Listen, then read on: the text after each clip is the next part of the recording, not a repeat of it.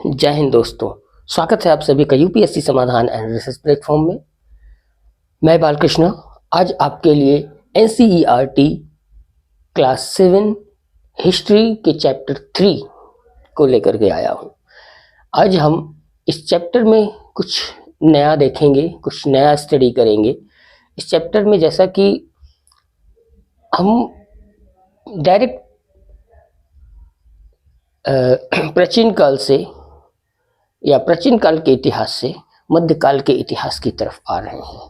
चूंकि ये NCERT series चल रही है तो इसमें सिर्फ और सिर्फ जितना भी अधिक मैं अभी पढ़ा रहा हूँ ये पूरी और पूरी एनसीईआरटी ही चल रही है, जिसमें क्रमवार इतिहास को नहीं दिखाया गया है। जब हम प्रॉपर इतिहास की तरफ आएंगे, उसकी स्टडी करेंगे, तो वहाँ पर आप देखेंगे कि वहाँ पर आपको क्रमवार चलेगा, प्राचीन काल से लेकर के और आधुनिक भारत तक, और यहाँ तक कि अभी के जो समकालीन भारत चल रहा है। तो अब हम जिस इतिहास के जिन पन्नों को पलटने जा रहे हैं वह मध्यकाल के इतिहास का समय है। 12वीं शताब्दी और 13वीं शताब्दी के समय का इतिहास है, जिसमें अब आप जो देखने जा रहे हैं वह विशेष करके क्या है कि दिल्ली के सुल्तानों के बारे में हम स्टडी करेंगे और दिल्ली किस प्रकार से एक शहर से राजधानी के रूप में हमारे सामने आता है। तो इसको देखने से पूर्व हम देखते हैं कि जो दिल्ली है, दिल्ली एक प्रमुख शहर के रूप में था, एक मुख्य कमर्शियल शहर था। क्या था? दिल्ली एक कमर्शियल सिटी था और यह धीरे धीरे कमर्शियल सिटी के रूप में ही जाना जाता था। और बाद में जब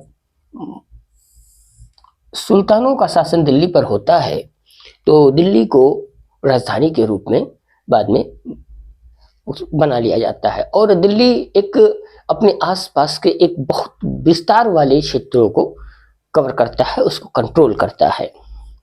तो अब आप देखिए कि दिल्ली जो है की जानकारी हमें कहाँ से प्राप्त होती है। तो दिल्ली के बारे में हम देखते हैं कि दिल्ली जो आर्कियोलॉजिकल एविडेंस हैं, जैसे कि इसमें शिलालेख हैं, इंस्क्रिप्शंस हैं, सिक्के हैं, इन बहुत सारी मात्रा में इनकी प्राप्ति, और उससे हमें फिर आगे की जो जानकारी प्राप्त होती है वो यह जानकारी प्राप्त होती है कि दिल्ली जो था ये तोमरों के द्वारा बसाया गया था। ये तोमरों का प्रमुख शहर था, तोमरों की राजधानी थी पहले, क्योंकि अलंगपाल तोमर जो कि पृथ्वीराज चौहान तृतीय के नाना जी थे, उन्होंने दिल्ली को बसाया था। और बाद में जो तोमर वंश था वह अजमेर के चाहमान उन्हीं को कहा जाता है जिनकी टाइटल आगे चल करके चौहान में बदल जाती है। तो चाहमानों से जो है तोमर हार जाते हैं 12वीं शताब्दी के मध्य में और वह उनके हाथ से चला जाता है। अब दिल्ली जो है दो वंशों के बीच में हो जाता है, जिसकी देखभाल तोमर वंश एक तरफ कर रहा होता है और दूसरी तरफ चाहमान वंश कर रहा होता है। तो चाहमान वंश का जो सबसे प्रमुख राजा हमारे सामने देखने को मिलता है वो होता है पृथ्वीराज चौहान तृतीय। पृथ्वीराज चौहान तृतीय में बार बार इसलिए जिक्र कर रहा हूं क्योंकि इससे पहले दो और पृथ्वीराज चौहान हुए हैं, लेकिन जो पृथ्वीराज चौहान तृतीय है वह अपनी शक्ति मोहम्मद गौरी जैसे खूंखार या बहुत ही ताकतवर आक्रमणकारी को पराजित करके उसको भगाया। हालांकि अंत में वो दूसरे युद्ध में हार जाते हैं, लेकिन इतने ताकतवर राजा से, शासक से संघर्ष किया उन्होंने, इसलिए उनको भारत के इतिहास में प्रमुख रूप से जाना जाता है। तो हम देखते हैं कि दिल्ली को किस प्रकार चाहमान वंश और तोमर वंश कंट्रोल करना शुरू करता है। अब जो है तो सबसे पहले हम क्या जानते हैं कि दिल्ली क्या था? दिल्ली प्रमुख कमर्शियल सिटी था, दिल्ली प्रमुख व्यावसायिक शहर था।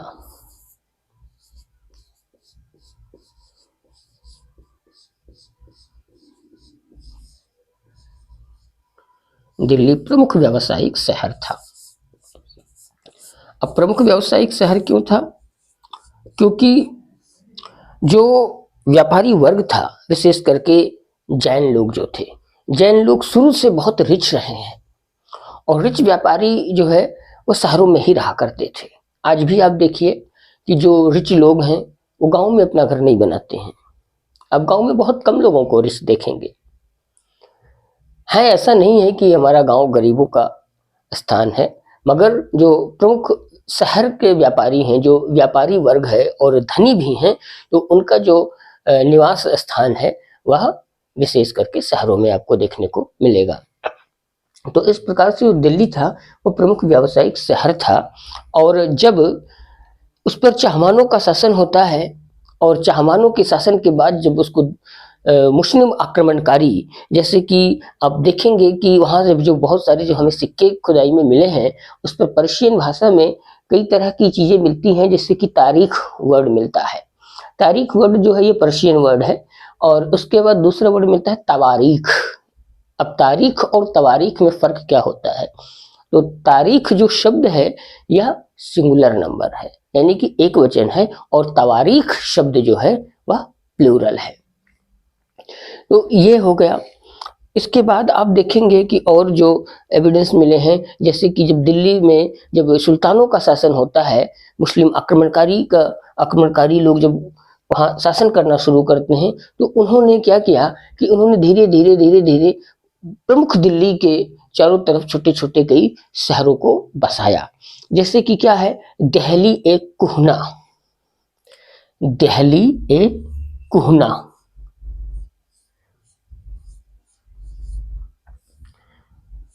एक कुहना।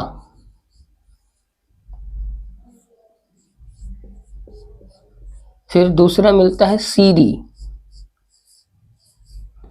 और तीसरा वर्ड मिलता है जहां पनाह।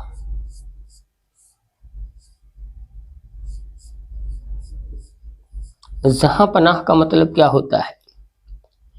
जहां मतलब संसार, पनाह मतलब शरण, जहां पे संसार भर के लोगों को शरण मिलता हो। अब संसार भर का शब्द कहने का मतलब क्या होता है कि पूरी दुनिया आकर के वहां नहीं बसती थी, मगर उसका विस्तार धीरे धीरे इतना बड़ा हो गया था कि वहां की जनसंख्या काफी अधिक हो गई थी। तो ऐसा लगता था जैसे पूरी दुनिया आकर के दिल्ली में बस गई हो। तो इसलिए ये तीन तरह के जो शब्द हैं वह सिक्कों पर मिलते हैं, जो पर्शियन लैंग्वेज में लिखे गए हैं। किस में लिखे गए हैं? पर्शियन भाषा में सिक्कों पर लिखे गए हैं।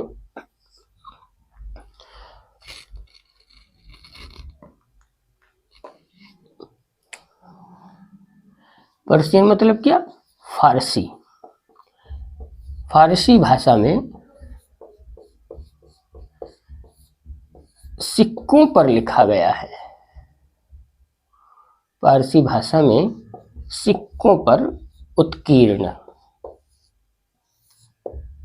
सिक्कों पर अंकित या उत्कीर्ण आप कह लीजिए। क्या अंकित है?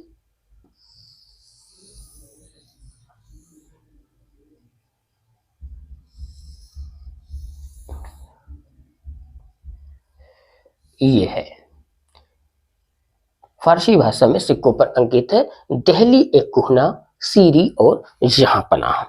आप देखेंगे कि आगे चल करके क्या होता है कि इल्तुतमिश की जो बेटी है रजिया सुल्ताना, रजिया सुल्ताना जो है 1236 ईस्वी में वह दिल्ली की सुल्तान बनती है। क्या? आप डेट याद रखिए, 1236 ईस्वी में दिल्ली की सुल्तान बनती है।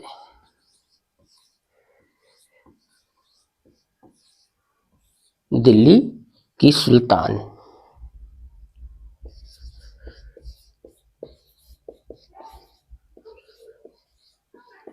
दिल्ली की सुल्तान कौन बनी? रजिया सुल्तान।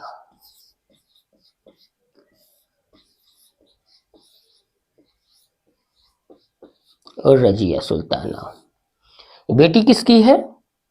पुत्री है इल्तुतमिश की।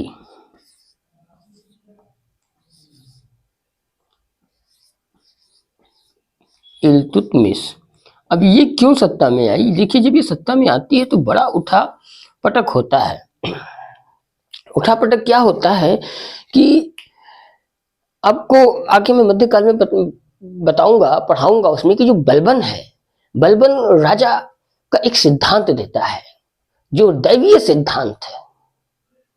और इस बात को मिनहाज भी लिखता है, मिनहाज सिराज में, कि जो पुरुष वर्ग है शासन करने का अधिकार सिर्फ उसी का है, और जो महिलाएं हैं वह उसकी सबॉर्डिनेट है।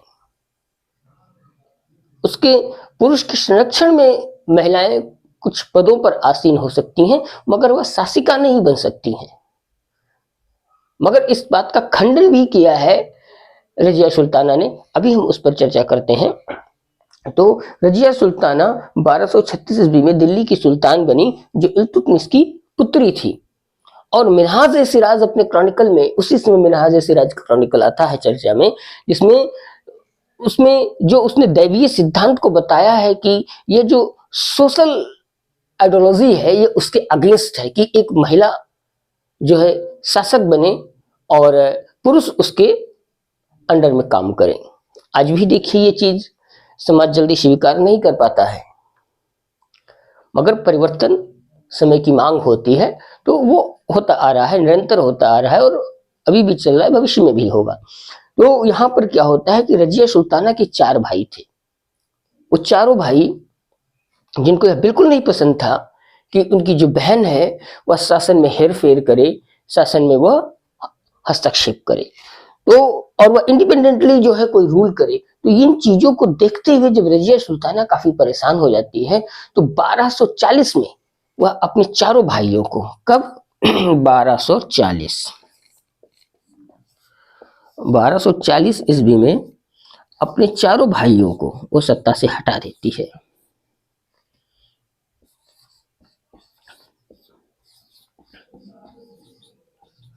चार भाइयों को पूरी तरीके से हटा देती है।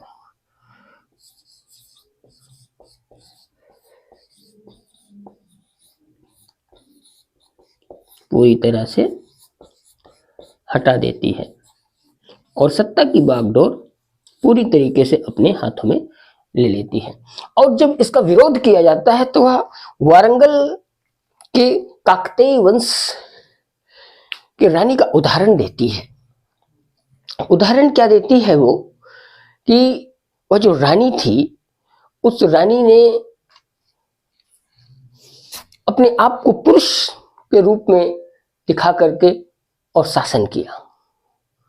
दूसरा वह उदाहरण देती है कि कश्मीर की रानी, जिसको दिद्धा के नाम से जाना जाता है, दिद्धा ने भी अपने आप को पुरुष के रूप में दिखा करके और शासन किया, जिसने अपने नाम को दिद्धा से दीदी बना लिया था। दीदी मतलब आप सभी समझते हैं कि बड़ी बहन को हमारे समाज में दीदी के नाम से जाना जाता है।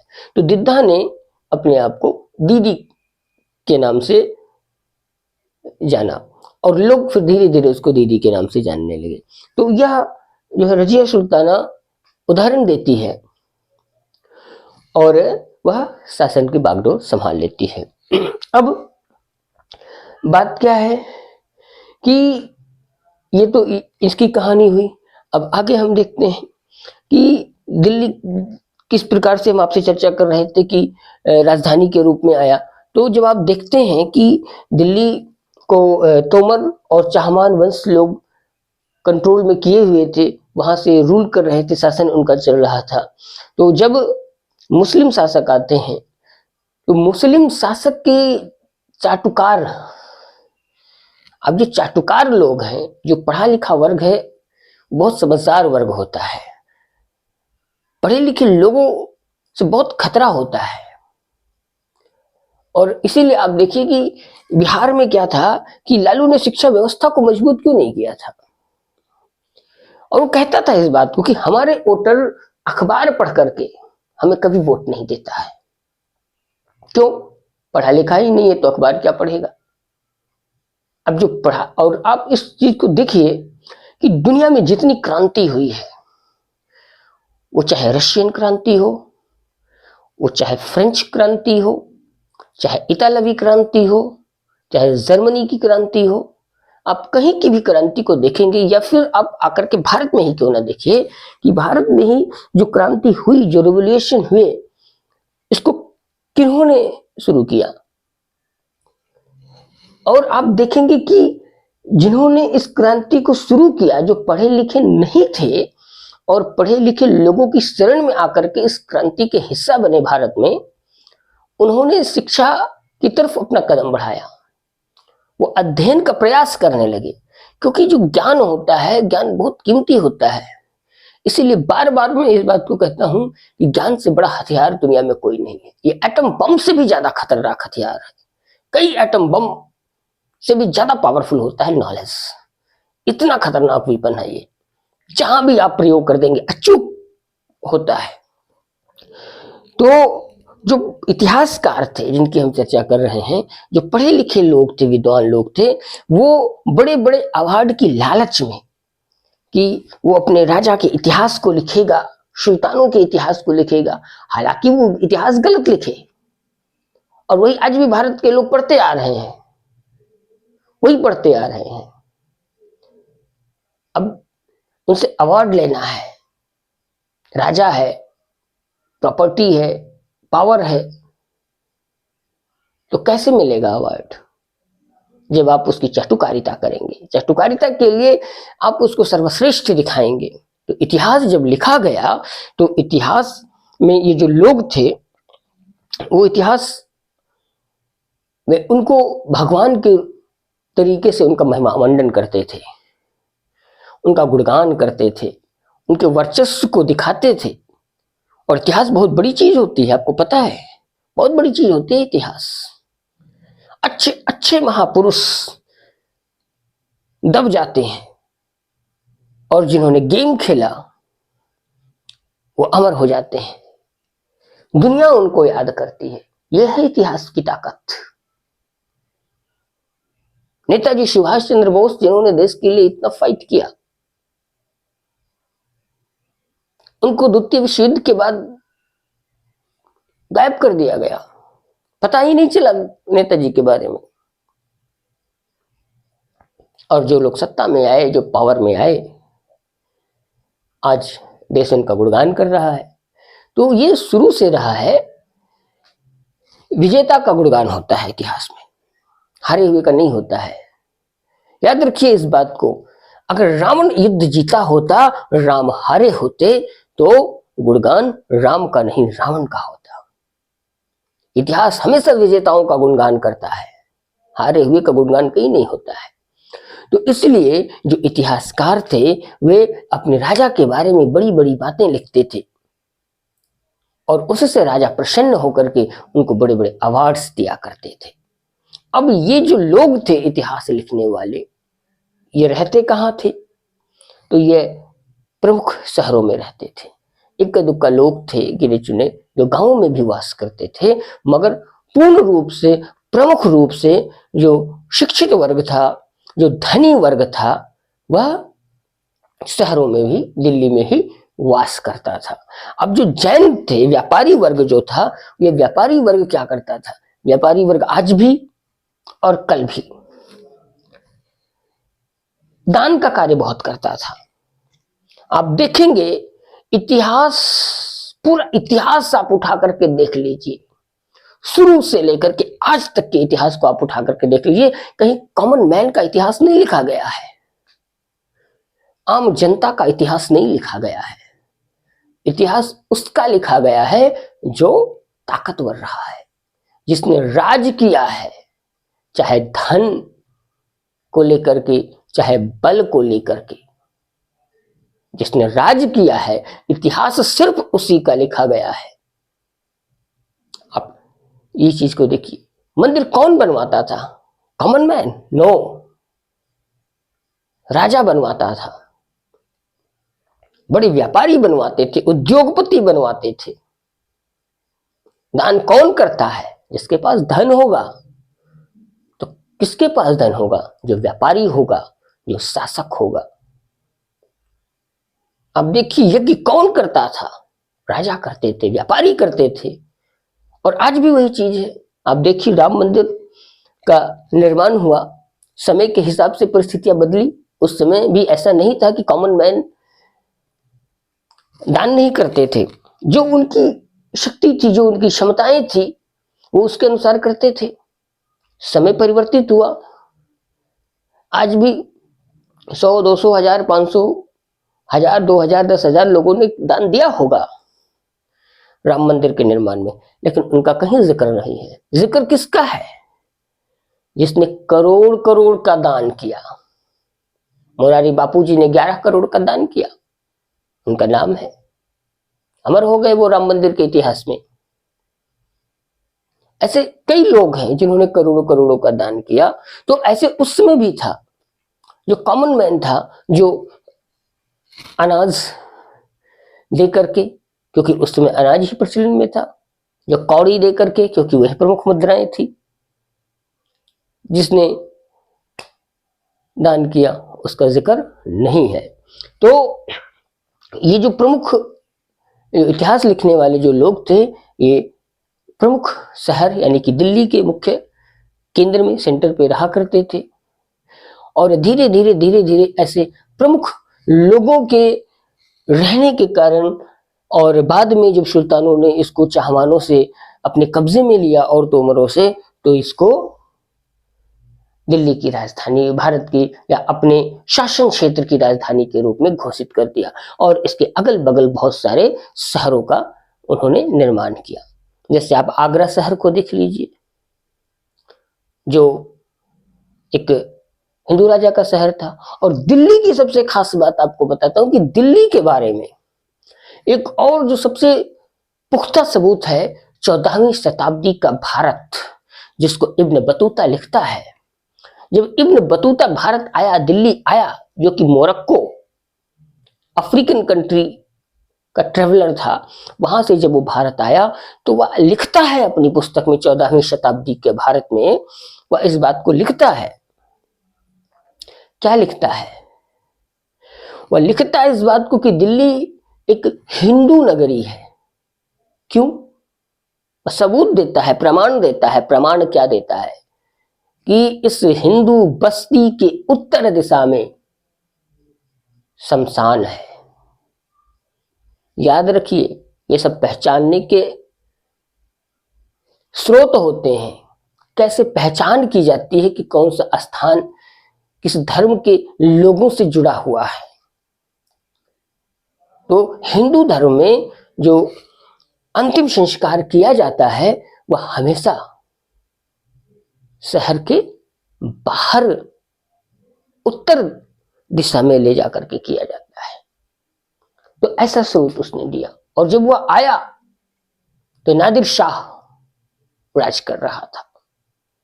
उसने इन सभी बातों का जिक्र किया है और वो ओपनली इस बात को कहता है कि दिल्ली तोमरों का शहर था, जो एक हिंदू राजा के द्वारा बसाई गई एक हिंदू बस्ती हुआ करती थी।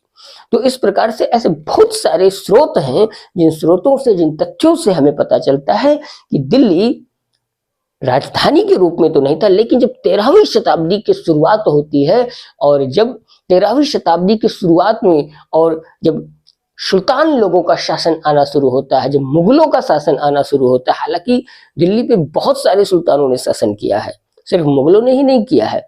कई वंश आए, जिसमें मुगल आता है, मुगल के बाद में जो है सैयद वंश भी आता है, लोधी भी आता है। आप देखेंगे कि शेरशाह सूरी भी था यहाँ पर। शेरशाह सूरी का पुराना किला आज आप जाकर के दिल्ली में देख सकते हैं। और वहां पर एक स्रोत भी आपको मिलेगा कि जब आप पुराने किले के भीतर प्रवेश करेंगे और आप अंदर जाएंगे, कुछ आगे तक जाएंगे, तो वहां पर एक छोटी सी मंदिर मिलेगी।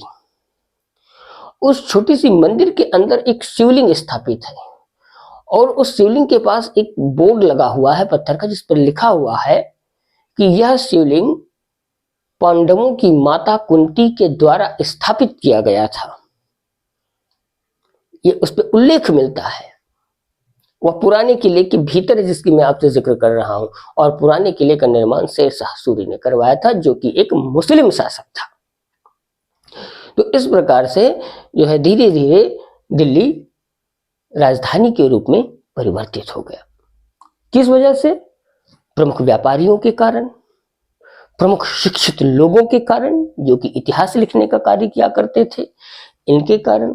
और वो सिर्फ इतिहास ही लिखने का कार्य नहीं करते थे, इतिहास लिख करके धन अर्जन करना ये तो उनकी एक कला थी कि किस प्रकार से रजवा को बेवकूफ बनाया जाए और उससे धन ऐंठा जाए। ऐसा आज भी होता है। अब देखिए, अपने बॉस को बेवकूफ बनाते हैं चाटुकार लोग, या तो उनसे प्रमोशन लेते हैं या उनसे धन लेते हैं। एक कॉमन सी बात है, शुरू से रहा है, आज भी है और आगे भी रहेगा।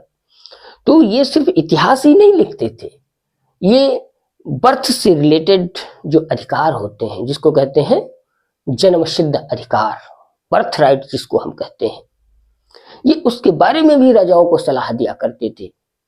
अब चूंकि कॉमन मैन की सलाह तो राजा मानेगा नहीं, पहली बात। क्यों नहीं मानेगा? क्योंकि पहली बात तो वह आम आदमी है, दूसरी बात है कि उसको राजा की पहुंच में नहीं है, और राजा तक पहुंच ही नहीं सकता है। राजा तक पहुंचेगा कौन? जो शिक्षित होगा, हाईली एजुकेटेड पर्सन होगा, पहली बात। दूसरी बात, राजा के करीब इसलिए होगा क्योंकि उसने राजा के बारे में बड़ी महान बातों को जिक्र किया है, राजा को उसने हाईलाइट किया है, इतिहास के पन्नों में अमर किया है। तो ऐसे लोग राजा के जो करीब हुआ करते थे, वो जन्मसिद्ध अधिकारों को बताते थे कि जन्म से इन चीजों पर उनका अधिकार है। यानी अगर आपका एक आक्रमणकारी जो बाहर से आया भारत में या दिल्ली में आया, और फिर जब उसके पुत्र का जन्म यहाँ पर हुआ, तो अब उसके पुत्र का जन्म चूंकि दिल्ली में हुआ, तो वह दिल्ली का शासक उसे होना चाहिए। पहली बात तो यह कि वह शासक का पुत्र है, और दूसरी बात यह कि उसका जन्म उस स्थान पर हुआ। तो इस तरह की बहुत सारी सलाहें वे दिया करते थे, पहली बात ये। दूसरी बात ये, इसके अलावा जो जेंडर से रिलेटेड जो बातें होती थी, महिला का स्थान कैसा होना चाहिए समाज में, पुरुष का स्थान कैसा होना चाहिए, बालक का कैसा होना चाहिए, इस धर्म से जुड़े हुए लोग हैं तो उनका समाज में स्थान कैसा होना चाहिए, उस धर्म से